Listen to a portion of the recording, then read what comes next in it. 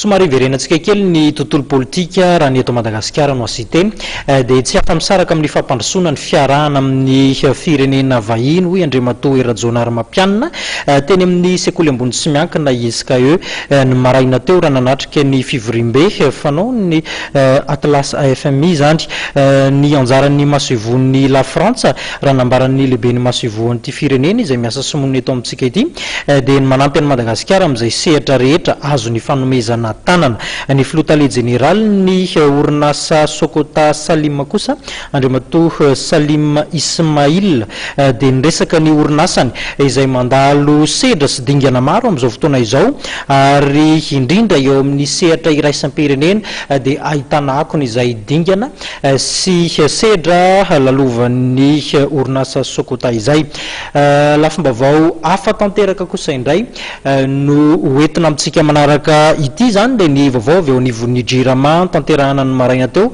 ny famindram-pahefana teo amin'ny Administarteur Délégué-ny Jirama izay misolo toerana sy ny tale jeneraly Vaovaon'ny orinasa Jirama ity farany moa zany raha tsiahivina dia voatendry tao anatin'ny filan-kevitrin'ny Ministra fotoana na ahafahana norotsorotra ihany koa ny fanamby izay tratrarina eo ihany koa iray paikady tsy maintsy apetraka mba ahafahana mampandroso izany orinasa mpanjakana izany. Ao anatin'ny telo taona no ialan'ny Jirama amin'ny fiankinana amin'ny fanjakana.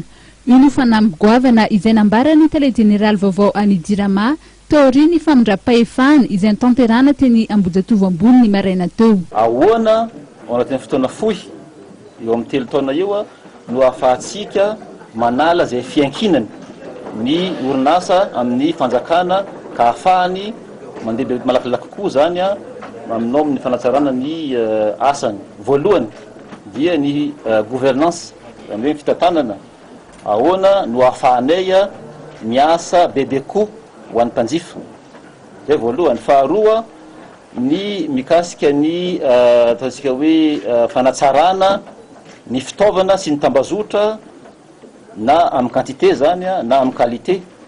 Io zany mifandray amin'le hoe mety midina kokoa ny vidiny ny herinaratra na vidiny rano rehefa miatsara ny fitaovana. Dia ny farany moa zany ohatran'ny tokony misy fanitsina ny vidiny ny herin-jiro sy rano izay ataotsika ataoko hoe progressivement. Ujerena akaiky ireo izay nangataka fampidirana compteur. Amin'ity taona ity no iezanay amin'ny fotoana fohy no anome compteur an'ireny nangataka fatramin'izay reny nefa hatramin'izao mbola tsy vita. Zay no naminavina hoe ao anatin'ny 12 volana lava indrindra no anaovana an'izany. Ezahana esorina ny olan'ny délestage vokatry ny kalitaon'ny fitaovan'ny Jirama.